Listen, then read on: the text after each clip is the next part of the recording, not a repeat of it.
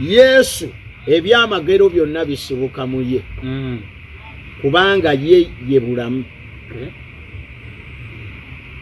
Yazuukiza Laazaalo okulaga abaali batudde awo nti kye mulina temukimanyi, ndi wanjawulo. Era buli kyamagero kyonna Yesu kye yakolanga yali ayagala kulaga bano nti nze newankubadde muntegeera mu ngeri ndala naye ndi wanjawulo. Eddoboozi lyajja eri Yesu ne bano abaaliwo ne bawulira. Kati nze sisuubira nti Katonda ayinza okuba nga ye tayagala kutaasa bantu be gwe n'ayagala ataaseeko gwe wekka, kubanga ate ono gwe yandisoose okutaasa kubanga amasasi kwe gaatuukira. Omujulizi ate kati Bugingo yandibadde si yayogera, era ono ye yandibadde asinga okukakasa ennyo obunene bwa Katonda. Nti eddoboozi naliwulira lyali lisse ku Bugingo. Tuwa lunyiriri bw'aba yalanga ssuula teyatuwa lunyiriri, bw'aba yalanga olunyiriri teyatuwa ssuula. Naye nga mu Befeso temuliimu kigambo kyonna ekyogera ku mbwa yonna. Kati ng'ekigambo ekyogera ku mbwa kiri mu Bafilipi essuula 3 olunyiriri olwokubiri. Kigamba bwe kiti, mwekuumenga embwa, mwekuumenga abakozi ababi, mwekuumenga abeesala. Kubanga ekisookera ddala embwa be bakozi ababi era be bano abakyekomola abeesala. Mu kujja yajja yeevuga n'amugamba, Mukama ŋŋambye ogenda wona siriimu, naye tunda emmotoka yeeyo oleete ssente owone siriimu. Omukazi n'atunda, otegeera bulungi, era n'aleeta ssente. Kaakati abo bamu ku bannabbi abaki ab'obulimba aboogeza Katonda. Kati omuntu wa bulijjo ategeera nti Katonda yayogedde. Ekisookera ddala Bayibuli ekugamba mukemenge emyoyo.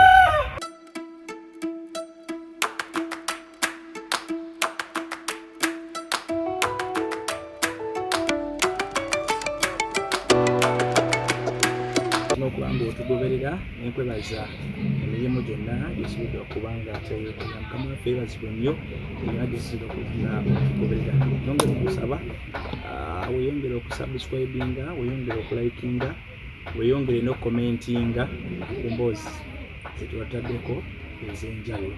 Ate era nkomyewo ne Pastor Konkona Osman tugenda kuddamu tunyumye mu nsonga zaffe ez'enjawulo. Mulundi guli twaleka nga tubasuniddeko ku mulamwa gw'olwaleero era twaleka tubagambye tugenda kwogera musumba agenda kusomesa biri w'omanya nabbi w'obulimba.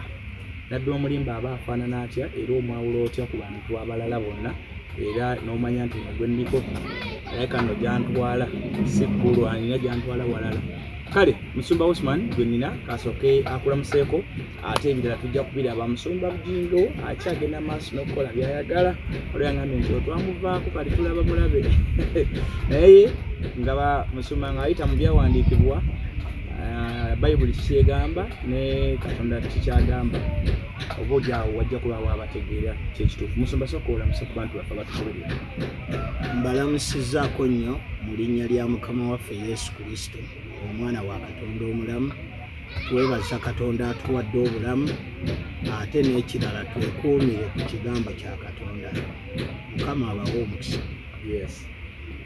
Ye Musumba Konkona era ku kanisa wano ku Bread of Life Church oba omugaati gw'obulamu kanisa. Oyinza okubanga omusanga wasangibwa bintu byekansanga. Kale oba oyagadde waliwo ambuze kanisa ero danzi yensabireyo, naye lwakuba yakugamba nti bw'oba ojja kusaba lwa ye bireke tojja so kiri omuntu ng'ajja kusaba lwa Musumba Konkona. Nze sitwala bantu olijja si mubaka wa Mukama kubuulira amazima ogategeera n'ojja ne tuweereza Katonda. Aye kati ndowooza abeera ayagala ajje omuwe enjiri emutwala mu ggulu. Abantu basobola okujja kubanga wano ffe omusingi gwe tusimbiddemu abantu si bintu bino ebirabika newankubadde byetaagisa. Alright. Bali mu kusaba n'okusiba kwa nnaku 14 e Kanani, byonna biri mu Richard, birimu n'okufa okwo. Wangamba nti omuntu afudde teri kumusiibira na kumusabira, ekyo tekiri mu nnono y'Abakristaayo. era tukyagenda maaso n'okubanga tukiyigako. Ku mulundi guli bwe twakola program waliwo abaatubuuza ebibuuzo era njagala tutandikire mu kwanukula oluvannyuma tujja kugenda kubigenda mu maaso. Era njagala tutandikire n'omukyalo ono ali mu ggwanga lya Canada. Yatuweereza ekibuuzo bw'asomesa ku kusabira omuntu afudde oba abantu abafudde n'agamba bw'ati: Hello presenter, I will try to post my questions to the video as well. Weebale tuleetera Pastor Konkona. Nze nkyali ku nsonga y'abafu. What does Matthew 22:32 mean in the context of dead people? Because God says He is the God of Abraham, Jacob and Isaac, yet they are dead, and only 2 people went to heaven alive. Also, how should we handle grief? Because that is what drives us to pray for dead loved ones. Also, when people die, should they just be taken to the grave straight like Richard was, since prayers have no meaning?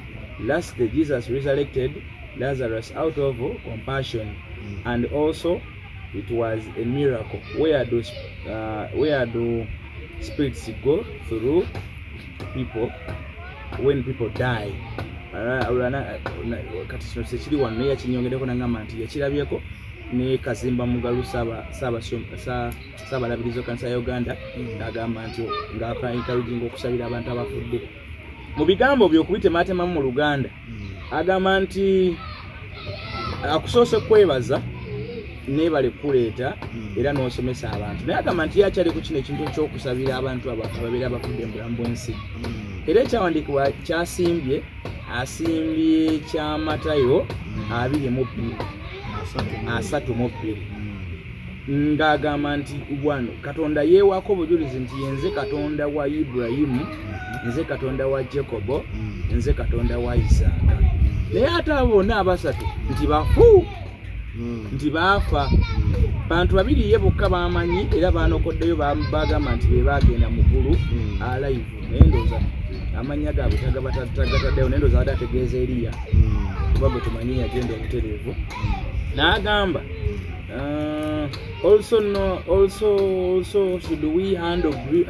Ennaku eyo ey'okufiira tugikwate tutya? Kubanga alowooza nti okusaba kuno okuteekawo emmisa ewaka oba saaviisi kirina engeri ekibakakkanyamu emitima nga balina omulambo oba nga balina omuntu afudde. N'agamba should we handle grief because that is what drives us to pray for the dead loved ones. Also, when people die, should they just be taken to grave? Kati nti omuntu waafa tumutwale butereevu Magombe. Ekisookera ddala sister yeebale kubuuza kibuuzo lwakuba bw'abadde akootinga n'akootinga ku Saabalabirizi naye n'atakootinga Bayibuli ng'afudde asabirwa, kubanga ffe mu Bayibuli bwe tugenda okusanga nga basabirwa tujja kusanga ng'ate ye bamuzuukiza, nga baliwo abazuukiza gwe basabira afudde naye kati essaala emusabirwa yakumuzuukiza. Tetugenda kulaba bannaddiini bakabona bali ku ntaana nga basaba busabi. Lazaalo yafa era n'aziikibwa, tewaaliwo ssaala yonna, okukungubaga kwaliwo era Bayibuli tegaana kukungubaga. Era ndowooza kyandika kigamba banyina ba Lazaalo yali maliza, agamba Yesu nti munnange mukwano gwo singa wabaddewo osanga teyandikoze teyandifudde. Naye Yesu agenda okujjayo eri Lazaalo nga yaziikwa, ndowooza yaziikibwa. So kaakati sisita ono kyenjagala asooka ategeere n'abalala abalinga ye nti ebintu byonna byoweetaaga okukola mu bwakabaka bwa Katonda olina bikola ng'oli mulamu, kubanga bw'omala okuva mu bulamu bw'ensi eno ebibyo biba bikomye, oba olinze lunaku lwa judgment, oba omaze emirimu gye abakatu kye balina oluyimba olwo amaze emirimu gye omubiri gwendooza gwebase. Era kyova olaba nti abantu bonna abajja okukongobaga enjiri ebuulirwa baba babuulira bano abalamu. ekyo ekintu abantu bakitegeera ekyo era bababuulira beeteeketeeke nti obudde bwonna nabo bagoberera ono. Naye bayibuli yeesomesa etya? Bw'osoma Mubuulizi essula ya 9 olunyiriri lwa 5 bayibuli egamba bweti kubanga abalamu bamanyi nga balifa naye abafu tebaliiko kye bamanyi so nga tebalina mpeera kubanga ekijjukizo kyabwe kyerabirwa. Nti bwe baba bafudde tebaliiko kye bamanyi, tebalina essaala yo tegenda kubaako kyebagasa, ge mazima amatuufu. Kaakati buli ampuliriza twandibadde tutunuulira nnyo bayibuli kyova laba nabagamba nti tojja kansanga kusaba ng'onoonya Pastor Osman kuba oyinza okumenyeka omutima ne wayita ennaku ntono nga Pastor Osman Konkona naye akola ebintu bye bimu ne bali bye bakola gy'odduse naye ekitagenda kubikola kigambo kya Katonda. Kaakati sister tokootinga nti gundi yayogera naye kootinga kubanga sitaani bwe yali akootinga ebyawandiikibwa ne Yesu yakootinga nga byawandiikibwa. Yes. Era sitaani takootingangako nga Musa bwe yagamba nga Musa bwe yakola bw'ati nga ye yakootinganga ekyawandiikibwa asobole okuwangula ono. Kyova olaba nti abantu bangi nnyo abakyamya olw'okubula okukola ki okumanya. Kaakati omufu bw'amala okufa ebibye biba bikomye abazikiridde kati gwe gw'oyagala okusabira baamubuuliranga enjiri ne bamugajja ng'omukyaki n'agenda mu bbaala yabadde atigomya abantu ku kyalo ne bamubuulira enjiri ne bamugamba nti owaaye okutta abantu kibi n'asigala ng'atta abantu. Kaakati ate gwe gw'oyagala okusabira essaala yo tegenda kukyusa byabadde akola wabula singa yali ayagala obutagenda mu geyeena yandibadde alokoka. Ekintu ekyokubiri sisita kyamenye n'agamba nti nze mmanyi nti abaazuukira bali bameka agambye nti abafu Ibulayimu yafa ndi Katonda yeeyogerako nga Katonda w'abafu n'anokolayo Ibulayimu, Isaka ne Yakobo. Katuddemu tusome olunyiriri olwo asimbye Matayo 22:32 egamba bweti katugisome sisita kubanga agireese. Egamba bweti bayibuli egamba bweti Matayo 22:32 nze ndi Katonda wa Ibulayimu era Katonda wa Isaaka era Katonda wa Yakobo, si Katonda w'abafu naye ow'abalamu. Amakulu gaakyo nti Ibulayimu yava mu bulamu bw'ensi eno naye mulamu. Kaakati bayibuli etusomesa bulungi nti akkiriza Yesu ne bw'aliba avudde mu bulamu bw'ensi eno aliba mulamu. Matayo essula ya 11 olunyiriri 25. Lwaki Ibulayimu mulamu? Kati kankulage nti ate talina mu geyeena. Ibulayimu tali mu geyeena. Matayo essula egenda kubeera ya 8 olunyiriri katuve ku lw'ekkumi n'olumu. Naye Yesu yayogera wano naye mbagamba nti bangi abaliva ebuvanjuba n'ebugwanjuba abalituula awamu ne Ibulayimu ne Isaaka ne Yakobo mu bwakabaka obw'omugulu. Kitegeeza abo bali mu ggulu yamanyi bameka? Babiri. Amanyi babiri bokka ate ku bano bemmenye bo tebabogedde era eri bayogeddeko mu Matayo. Kaakati Ibulayimu ono kati kamulaga ategeere nti Ibulayimu mulamu nnyo n'ekifo mwatudde kyanjawulo kuba n'abatalokokanga kubanga kino kye balina okumanya nti omuntu omwoyo gwe guva mu mubiri, mu ntaana bateekayo mubiri nakyo nsobola okukimulaga n'akitegeera. Nkitangaze nanti tuli mbyawandiikibwa byawandiikibwa kabyogere kubanga kati bano abantu abatugoberera ekyamazima bayina okumanya bayina n'okutegeera Bassekabaka ekisooka essula ya 13 olunyiriri olwa 31 awo olwatuuka nga bamaze okumuziika n'agamba batabani be nti bwe ndimala okufa munziikanga mu ntaana omusajja wa Katonda waziikiddwa olira muteekanga amagumba gange kumpi n'amagumba ge kati ndowooza okitegedde kati mu ntaana bataddeyo magumba kyova olaba juzi nalabako limbo y'abasiraamu eri eyo mbalala amagumba baagaziikula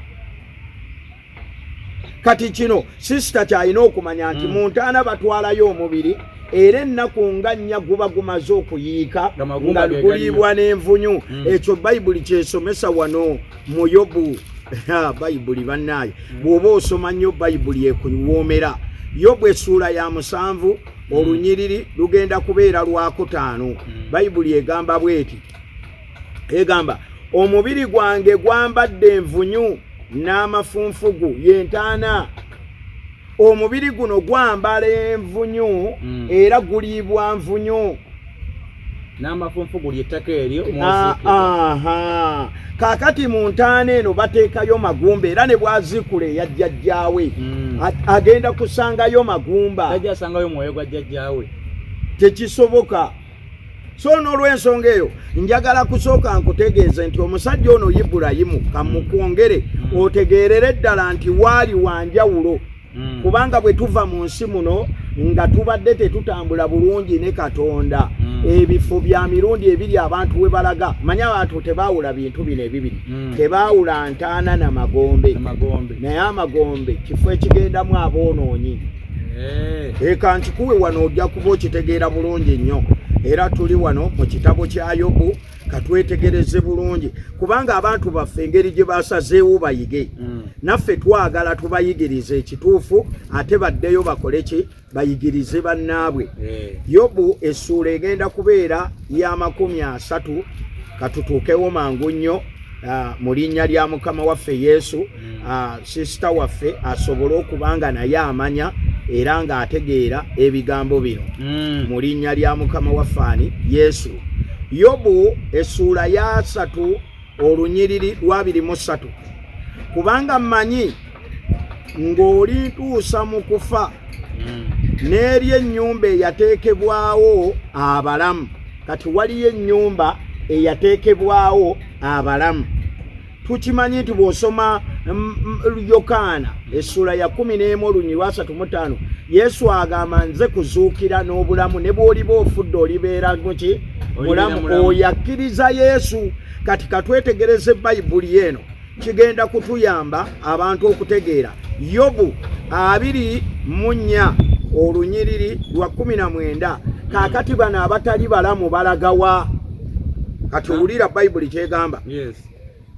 Yobu 24 olunyiriri olw'e19 ekyeya n'ebbugumu bimalibwawo mazzi agava mu muzira n'amagombe bwe gatyo gamalawo abo abaayonoona amagombe g'aboonoonyi eyo yesitoowa we batereka emyoyo gy'aboonoonyi n'abatuukirivu bayina we bagenda kati kyenjagala omulaga ategeere Ibulayimu aliwa n'aboonoonyi bali luddawa kubanga bino byangu nnyo kutuwula n'otegeera ekigambo kya Katonda kino olira bulungi era pastor mu kyawandiikibwa kyennyini waliwo n'omulalira akiyimiriddemu kyennyini ekyo ekya 22 Matayo naye alina ebira byayongereddeko agambye nti mbalamusiza nnyo question number 1 define Matthew 22:32 eyo gisomye bulungi netulaga nti Katonda wa Ibrahimu Yakobo na Isaka naye kati bano basomako ndowooza lunyiri lusooka oluddako tebalusoma kuba oluddako lutulaze nti Katonda wabaki wabalamu kati bano Ibrahimu bogerako balamu kati wananayogera ngagamba nti I am the God of Abraham, Jacob, Isaac and the living. So where are they now since only 2 people went to heaven alive? Yabuuza nti abano bo baliwa ng'ate bo ye mukusiyo okumanya kwa kulaga babiri bakabe bali mu ggulu alive. Kati yo alowooza baba bagenda mu ggulu alive bakabe bali mu ggulu abatasooka kuyitibwa mu kugezesebwa kwa kufa bukabe bali mu ggulu. Kati awo nawo ogenda kubanga omutangaza kuba abuuza nti kati Ibrahimu, Jacobo ne Isaac bo baliwa naye ate wolina ekyandikwa kyosomye nga kiraga nti bali mu ggulu. Yongeddeko wansi olwo n'agamba nti people went to heaven live. Okay, and where do soul of the dead go? Jo emyoyo gy'abafu giragawa? Eyo nayo question number 2. Question of the government: how should we handle grief since prayers don't have any significance? Nti enyiika eyo tugikwate tutya kubanga essala terina nnyo makulu. Ndowooza kitwale ntuli awo ku lumbe tulina omulambo mu nnyumba kati tetutegekawo kusaba nti twekkakanye tutya ndowooza oba osobola okitegeera twekkakanye tutya ennaku eyo oba enyiika eyo. Question ye endala: how should we handle yeeyo since prayers have no significance? Number 3: did Jesus resurrect Lazarus as a miracle only or on a compassionate ground? Nti Yesu ono yazuukuza Lazaro ng'ekyamagero oba nga compassionate kitwale okubanga oba mukwano gwe oba yakikola mu kwagala oba yasympathizinga ne family eyo naye kati kiri 2 in 1 nti yakikola ng'ekyamagero oba yakikola nga bw'onojja noga nti kankweyo omutwalo n'akikola bugezi mu kwagala kwe. Question endala abuuza no question nyingi mu kibuuzo kimu. Question anagamba should bodies be taken straight to the graveyard like Richard since prayers are as no significant? Era matazidde yaki olunaku lw'abajulizi olw'enna mugongo go lwaki kakati bikyajja naga how do you know God's voice? Mu bracket natekawo Bugingo had a voice, and do our dead loved ones communicate with us? Thanks Nalongo owe Canada. Nalongo njagala kumusaamu ekitiibwa era twebaza Katonda. Ebibuuzo bye tuyinza n'omalira ku ebyo kubanda ba show number. Omuntu yenna ayagala okubuuza aba ayagala okuyiga. Naye kino kye njagala okusookerako abajulizi b'ennamugongo abuuzizza no question endo zibadde ba question number 5 olunaku lw'abajulizi lwaki. Kaakati ekisookera ddala ani yaluteekawo? Simanyi. Kati kino kye njagala omanye nti omujulizi yafiiririra kukkiriza kwe ye nga ye, kubanga Bayibuli etusomesa negamba nti kiri baki ekiri bajja ku Kristo. Kati bano ku kye baali bafunye nga bo basalawo ne bagamba nti akabaka tetujja kuddamu kukola by'otugamba katukole nga ggwe bw'onoobeera ng'olina famire basamira ne babayita mwenda nogaa nedda nze sijja kubijjamu. Kaakati abajulizi si balokozi era tewali gwe baafiiririra. Omujulizi tasobola kukyusa mbeerayo. Omujulizi talina gw'atwala mu ggulu, atwala abantu mu ggulu ye Yesu. Ate ndera owulira essaala erima akagambo abajulizi ba Uganda abeesiimi munsabire. Nanti kati kankubuuza ekibuuzo. Bw'osoma Matayo essula, bw'osoma ebikolwa by'abatume essula ya 12 olunyiriri olusooka, Yakobo baamutemako omutwe n'afa ng'aweereza olunaku lwe balukoza olwa Yakobo teruna erwalagirwa mu Bayibuli. Kakati ate si yekka ne Yokaana omubuulizi w'enjiri oyo nno baamukuba ne bamuteeka ne mu butto. Kana kyakasaba omutwe ono waliwo omuwala eyazina mu maaso ga gondi ga kabaka Kerode n'asaba omutwe gwa Yokaana omubatiza era ne baguleeta. Kaakati ne Yokaana omubatiza alina olunaku. kati waliwo ebintu ensi byeteekawo naye nga si kye kigambo kya Katonda nga tebiri bibiriko. Ekyandibadde ekituufu kye kino, tusobola okubajuliza ne tugamba nti asajja bano baayimirira naye gwe alukoza, singa naawe kibeerawo kisobola. Kubanga tulina abantu bangi nga balukuza n'oddukuza naye ng'akyagenda ne mu ssabo. Tulina abalukuza ng'asobola okwenda ku olwo ye ng'ekyo kyategeera. Era ku ekyo nyini ku kyabajulizi ako topiki eba egenze wala nakano kanti nze kankabuuze si kannaalongo abajja amazzi Namugongo kiina kikibayamba? Ani yatonda amazzi? Katonda. Kati agenda Namugongo ne goonaaba gonna gafaanagana. Anti bw'agenda Namugongo abajulizi mwe babattira. Kaakati leka nkubuuze kino, mu nnyanja y'Eggaba temufiiranga mu bantu? Bafa bulijjo. Ogolooza abafiiramu bonna tebalina nzikiriza? Kati enkuba, Katonda yatonda enkuba egasa abantu bonna, n'atonda emigga gitugase. Amazzi tugakozesa mu biti nga kale tugambe nga 4. Ekisooka tuganaaba. Ekyokubiri gatuyambako okufukirira ebirime. Ekyokusatu tuganywa caayi. Olira bulungi. Ekyokuna gayamba ku butonde bw'ensi. Kaakati amazzi gano Katonda yagatonda nga gagasa ffe ng'abantu. Olira bulungi. So gwe bw'ojja n'ogamba nti ate simanya bali baagafiiramu, ate simanya ekyo gw'okireeta naye Katonda si kyagambye, si kya Bayibuli. Gayinza obanga ye alowooza nti galiko ekirala. Nate yatonda enkuba n'atonda emigga ye Katonda. Era yatonda agenda Namugongo n'ag'Eggaba. Ye yagatonda. So kakati abuuzizza ekibuuzo ekirala n'agamba nti omuntu bw'afa tukole tutya? Bayibuli erikkiriya. Bw'osoma Baluumi essuula ya 12 katuve ku lunyiriri olw'12. Bayibuli egamba bweti musanyukenga, egamba bweti musanyukenga mu kusuubira, mugumiikirizenga mu nnaku, munyiikirenga mu kusaba, mugabirenga abaavu be beetaaga, mwanirizenga abagenyi, musabirenga abayigganyizibwa, musabe so temubakolimiranga, musanyukenga wamu n'abasanyuka, mukaabenga wamu n'abakaaba. bye tulina okukola.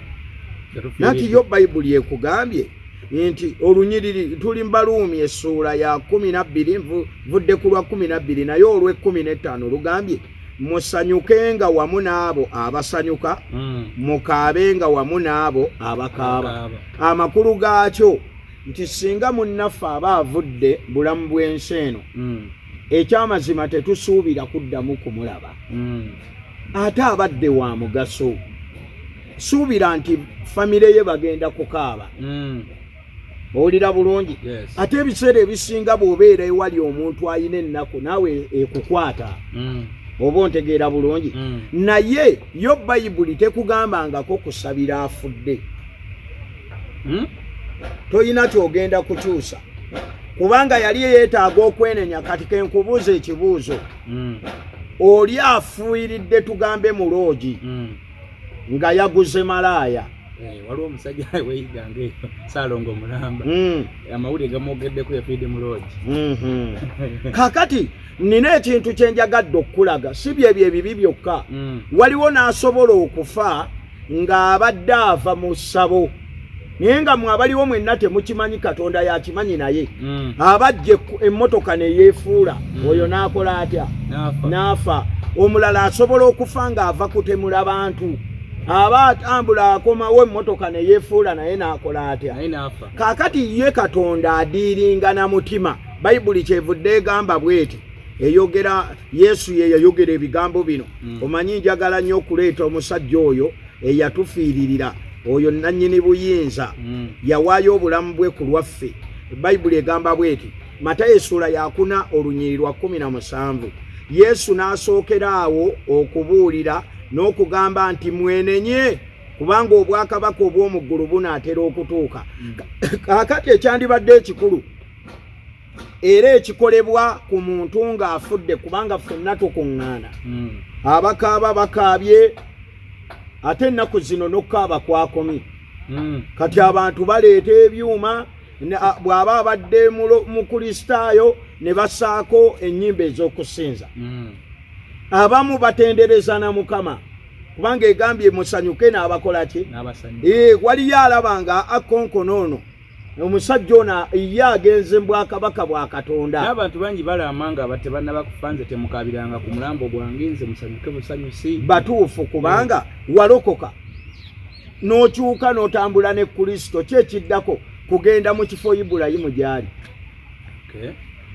so njagadde okwanukula ekibuuzo kyekyo nga nkozesa olunyiriri luno Ibulayimu aliwa akibuuza wali nti Ibulayimu Isaac ne Yakobo baliwa bali luddawa kakati bayibuli eno erikkiri yetulaga we bali olidde bulungi tugende mu Luka essula ya 16 tugenda kuva Luka essula ye 16 katuve ku lunyiriri lugenda kubeera olwa 20 awo olwatuuka bayibuli egamba bweti era waaliwo n'omwavu Luka 16 olwabiri era waaliwo n'omwavu erinnya lye Lazaalo eyagalamizibwanga ku mulyango gwe eyali awummuse amabwa era ne yeegomanga okukkuta ebyava ku mmeeza y'omugagga embwa nazo zajjanga ne zimukomberera amabwa ge awo olwatuuka omwavu n'afa n'asitulibwa bamalayika n'assibwa mu kifuba kya Ibulayimu n'omugagga n'afa n'aziikibwa n'ayimusa amaaso ge mu magombe olaba nti amaaso ge gatyalaba eri mu magombe wagendayo omwoyo kubanga omwoyo muntu era omwoyo ogwo bwe guva mu ggwe oba tokyayinza kwogera kati gwe gibale nga yingini y'emmotoka nti yingini y'emmotoka ontegeera bulungi n'ayimusa amaaso ge mu magombe ng'ali mu kulumizibwa n'alengera Ibulayimu wala ne Lazaalo ng'ali mu kifuba kye alengedde Ibulayimu wala Ibulayimu emagombe taliiyo n'ayogera waggulu ng'agamba nti kitange Ibulayimu nsaasira otume Lazaalo annyike ensonda y'olunwe lwe mu mazzi ampozeewoze olulimi lwange kubanga nnumwa mu muliro guno naye Ibulayimu n'amugamba nti mwana wange jjukiranga waweebwanga ebirungi ebyo mu bulamu bwo era ne Lazaalo bw'atyo ebibi naye kaakano ye asanyusibwa ate ggwe olumwa olwa 26 era ku ebyo byonna wakati waffe nammwe waliwo olukonko luwanvu olwateekebwawo abaagala okuva eyo okujja gye muli balemenga okuyinza era balemenga okuva eyo okuyitawo okujja gye tuli ndowooza olabye enjawulo kati bayibuli bwe tubadde tugisoma mu Matayo essuula ey'omunaana olunyiriri olw'11 lwenjagala okusoma buli omu alutegeere bulungi bayibuli etusomesezza ebigambo bino egambye bweti Matayo 8:11 Yesu atugamba bw'ati nange mbagamba nti bangi abaliva ebuvanjuba n'ebugwanjuba abalituula ewamu ne Ibulayimu ne Isaaka ne Yakobo mu bwakabaka obw'omu ggulu. Eyo kati okizeemu kwesoni ye ya Isaaka Yakobo ne Abrahamu bali luddawa bali mu ggulu. Abuuzizza nti Yesu okuzuukiza Lazaalo yakikolanga kyamagero oba yakikolanga okwagala kwe n'omukwano gwe yalina ne Lazaalo. Ekisookera ddala katusome bayibuli kubanga eri kiriya nnyo ate ffe twagala nnyo okwogeza bayibuli okusinga ebigambo byaffe kubanga ebigambo byaffe bikubagana. Bayibuli esomesa bweti tuli mu Yokaana essuula ya 12 katuve ku lunyiriri olusooka. Awo bwe zaali nga zaakayitawo ennaku 6 okutuuka ku kuyitako Yesu n'ajja e Besaniya eyali Lazaalo Yesu gwe yazuukiza mu bafu. Awo n'atuula n'atuula awo ne bamufumbirayo emmere ey'ekyeggulu era ne maliza n'aweereza ne Laazaalo n'abamu ku abo abaali batudde naye ku mmere. Kati ekisookera ddala kino kye njagala tutegeere. Yesu ebyamagero byonna bisibuka mu ye kubanga ye bulamu. Yazuukiza Laazaalo okulaga abaali batudde awo nti kye mulina temukimanyi, ndi wanjawulo. Era buli kyamagero kyonna Yesu kye yakolanga yali ayagala kulaga bano nti nze newankubadde muntegeera mu ngeri ndala naye ndi wanjawulo. Ekyokubiri, Laazaalo ono yali mukwano gwa Yesu. Nani kati wabuuliza yamuzuukizanga kyamagero oba yamuzuukizanga nti mukwano gwange mpulidde nti yafudde?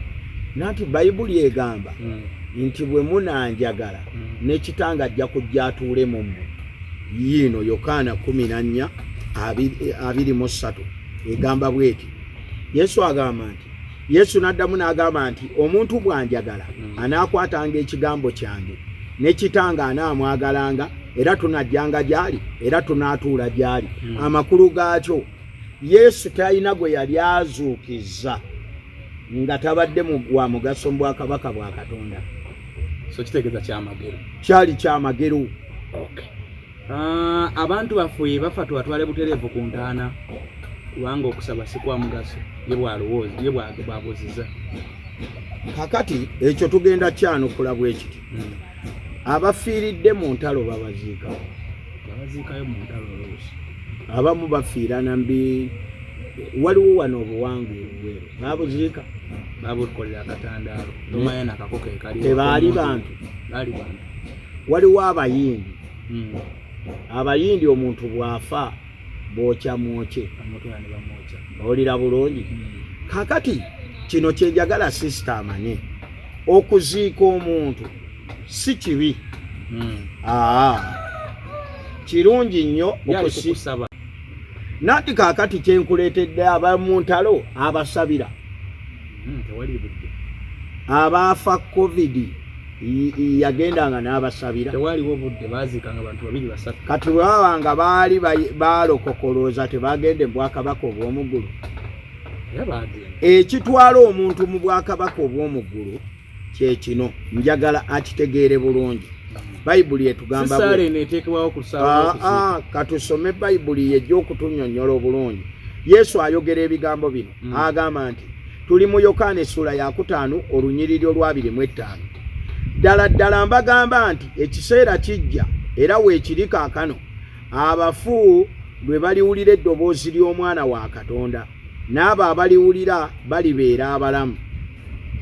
Kuba nga Kitange bw'alina obulamu mu ye, bw'atyo bwe yawa Omwana we Yesu okuba n'obulamu mu ye. Era yamuwa obuyinza okusala omusango kubanga ye Mwana w'Omuntu. Temwewuunye ekyo kubanga ekiseera kijja bonna abali mu ntaana lwe baliwulira eddoboozi lye ne bavaamu.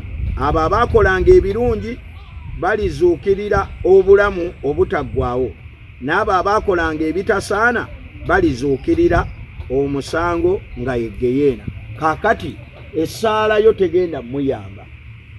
Naye musula ekyeso nanga musaba n'olunaku lw'oluddako lw'okumuziika ne musiba nga musaba. Kye nandyagadde okugamba sisita n'abalala, abantu bababuulire enjiri balokoke nga balamu.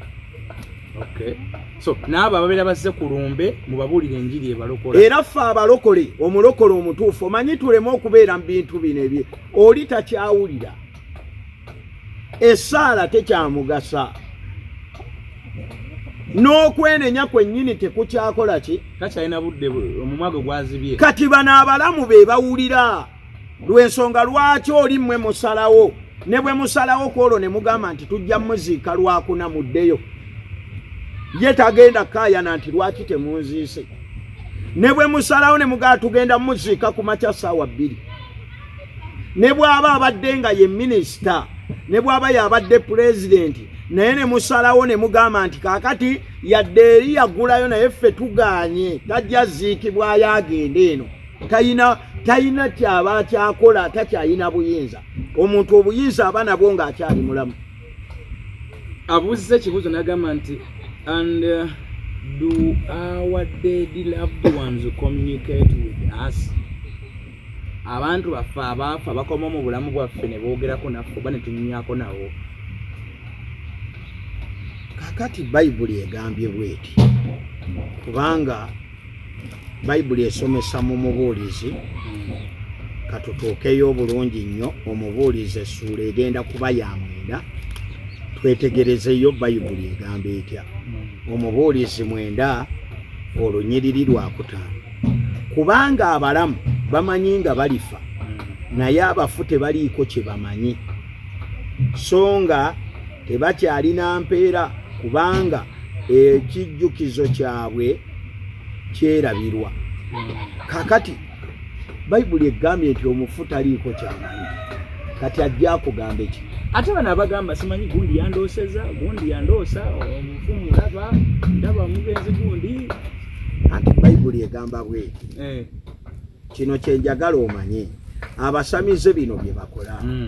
Omusamize bw'aba aloga omuntu, ekisooka agenda ku malaalo, agenda kujjako ekifaananyi akigatte n'ekyamalaalo eky'omufu oyo gw'olinako enkwaso. Kati ekifaananyi ky'oli omufu, kati kenkuwa ekyokulabirako. Waliwo eyali aloose ku Gaddafi wano e Uganda.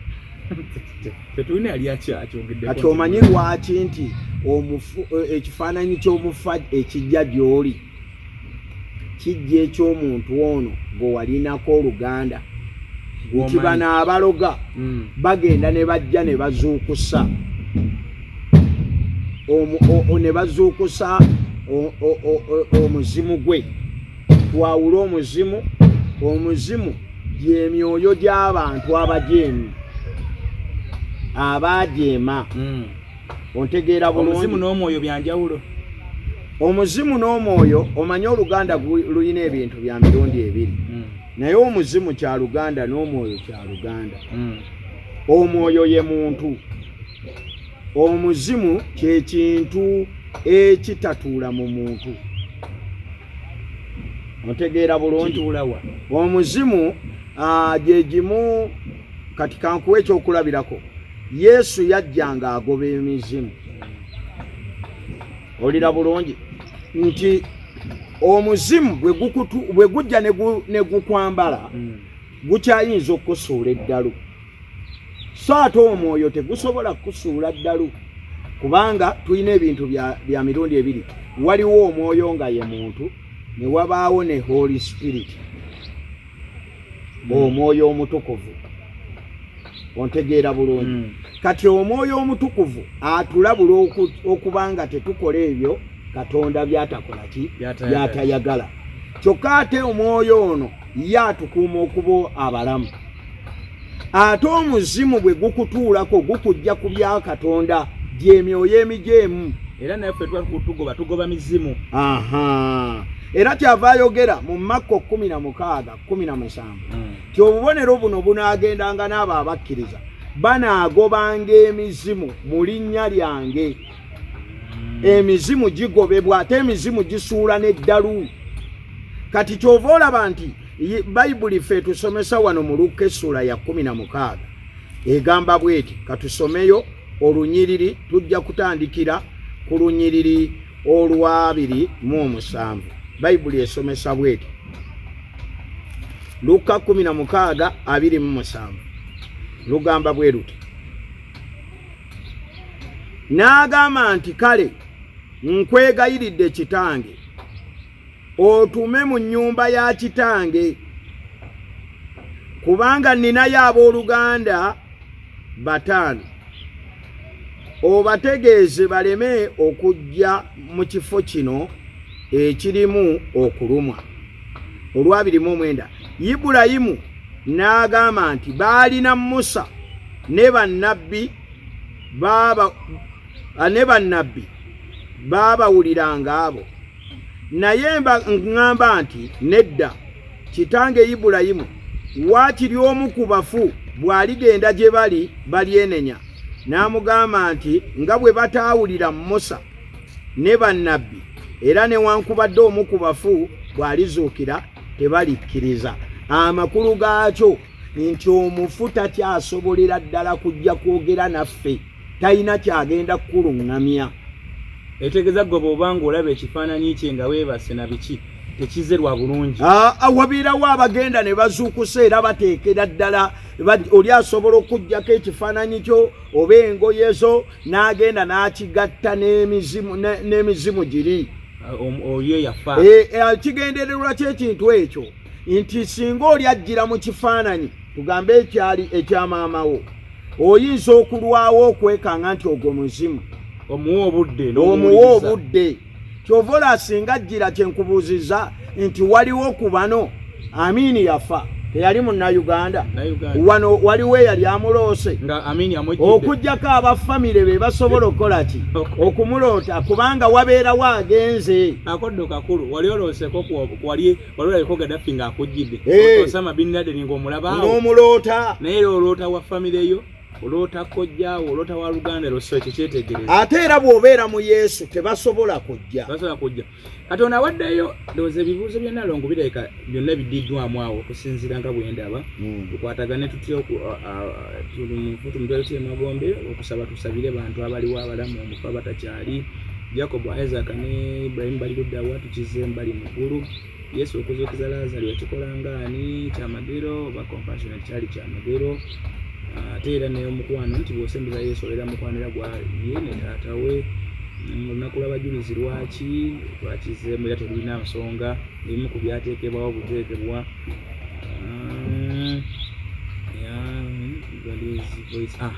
kikino kyetugenda okuleka emabega omuntu awulira atya eddoboozi lya Katonda era ajawula atya ati Katonda yayogera akotinze Pastor Bugingo yawulira amasasi mbu omwoyo n'amugamba akka wansi beerawo kakaseera yongera okke kati situka kati vuga emmotoka gobako ku babbi akati baleka babuliddeyo kyusa emmotoka kati givuga gitwala emulago twala mayiti emulago kati abuzaabuzibwa agamba nti omuntu amanya atya nti Katonda yayogera nani era eddoboozi lya Katonda liwulika litya.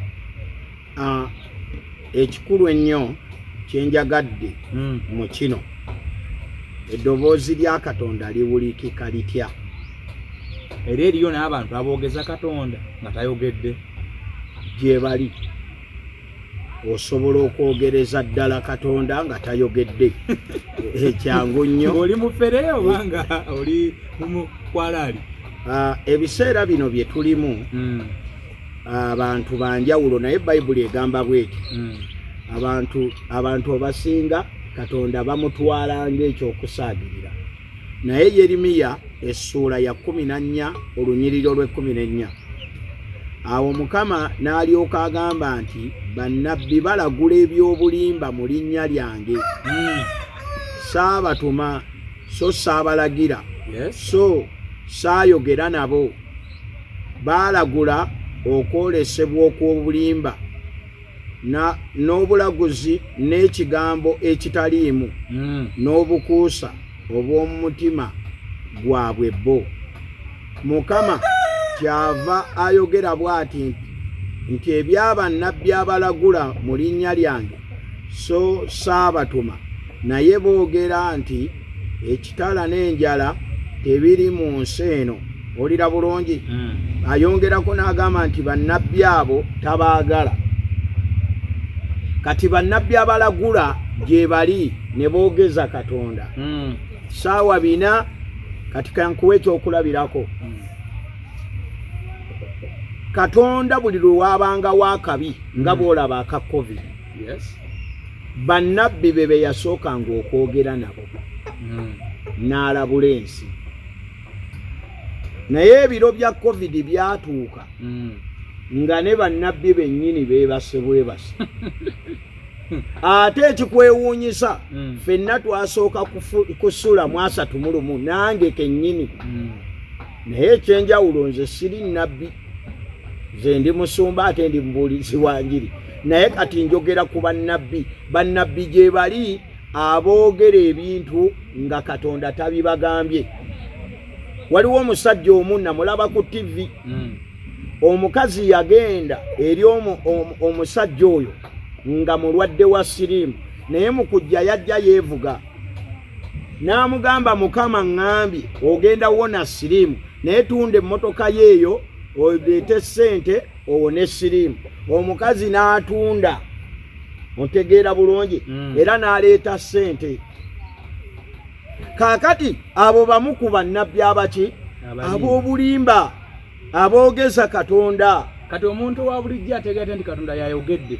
Ekisookera ddala Bayibuli ekugamba mukemenge emyoyo.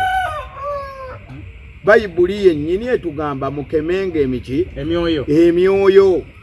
Omwoyo gwa Kristo tegutunda kirabo. Kubanga kati kenkuwa ekyokulabirako, Yesu ayogedde wano mu Matayo essuula ya 10 olunyiriri lwa 8 agambye bw'ati, muwonyenga abalwadde, muzuukizenga abafu, mulongoosenga abagenge, mugobenga dayimooni, ziri ze tubadde twogerako. Mwaweebwa buwa era nammwe muwangayo buwa. Ekisookera ddala nti omulwadde ono bw'ajja toyinza kusooka kumala kumusaba bya bugagga by'alina. Sooka mujjanjaba, musabire, kubanga teriyo gw'ogenda kusabira ng'abadde anywa buli lunaku amira eddagala. Si kindi abamuli batwalako na ssente buwanana, n'atuuka eyo ne yeerabira yo okwebaza Katonda. Olira bulungi? Naye kati gwe omulimbi oyogeza Mukama ate nga ye Mukama akigaana mu kigambo kye. Kati wootegerera nti eddoboozi eryo lya bulimba kasitali banga liko